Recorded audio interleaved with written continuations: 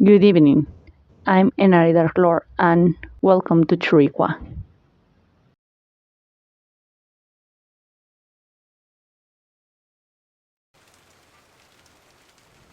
You come to me afraid and fearful that I won't understand you. Our Lord offers us comfort, strength, and fortitude. Yet, there is so much in this world that even I find difficult to understand at my age. God's purpose on allowing spirits to linger and wander in a single place.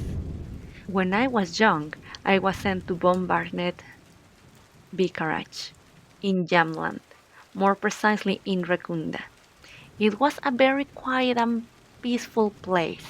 I had only just finished my training for this vocation, but my time there not only taught me many things, but also revealed the darkest side of human suffering, leading me to reflect on how our Lord allows so much suffering in this world. As far as I know, it was built in 1876. I came to live there in 1945. It was modest, humble, and had everything necessary to live comfortably there. The congregation was attentive and simple. Everything went peacefully, at least in daily life, until to my surprise I began to hear doors slamming. I assume I hadn't closed them properly and the wind had caused them to slam shut.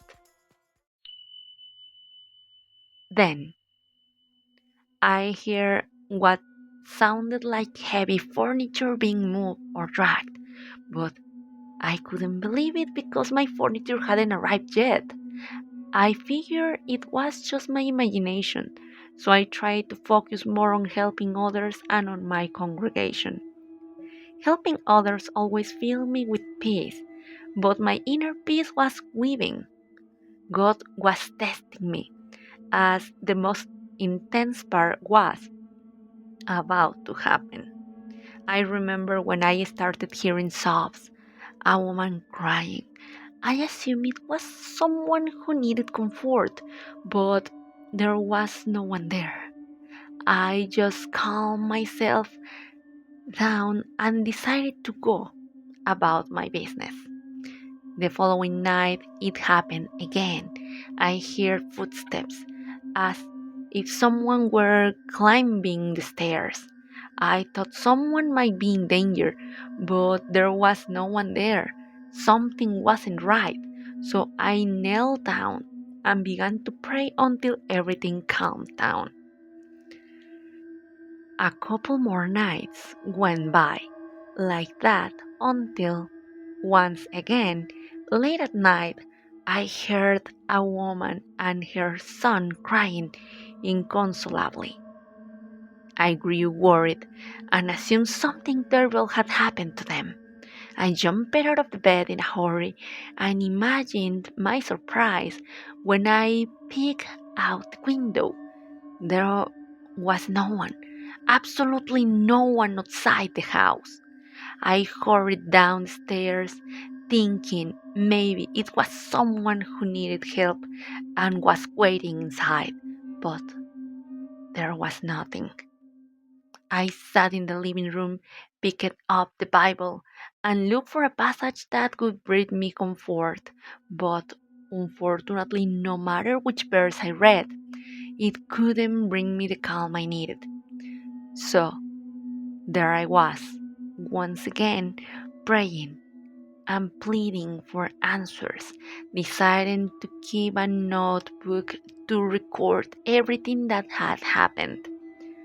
And so quiet, peaceful weeks passed, at least within my home, since there was always something funerals, weddings, ceremonies to officiate, always knocking at my door, or in cases of utmost importance, they would arrive and wait for me in the living room, in case I didn't answer the door and it was something of utmost urgency. I enjoyed that time helping those who needed me, since it was a small place. And aside from helping others and focusing on my duties as a vicar, there wasn't much else to do. The period of calm lasted relatively little, since once again, at night, I would wake up in the early hours to sobbing and crying of both a woman and her baby. It was if they were in a room next to mine. I searched and searched without success until, in a dream, I saw another vicar from another time with dirt on his clothes and a shovel coming from the courtyard. I woke up in a hurry, frightened, asking God if this was the answer to my questions, if He was telling me something about what was here. I went downstairs and sat in my rocking chair. I decided to calm down and read a book, but in the middle of reading, I felt as if someone were pushing me very hard out of the rocking chair.